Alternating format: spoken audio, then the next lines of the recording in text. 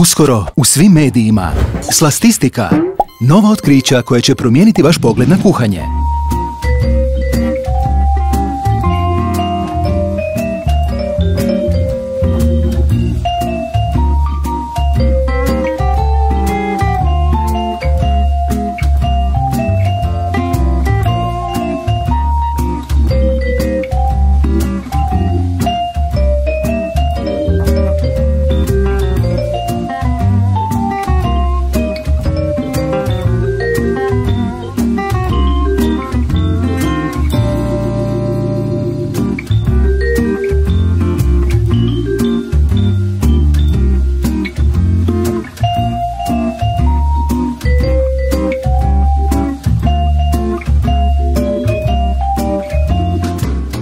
65% ljudi misli da za kolače treba imati žicu.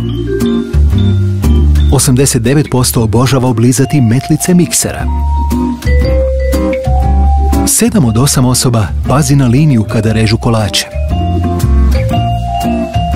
9 od 10 onih koji rade kolače omiljeniji su u društvu.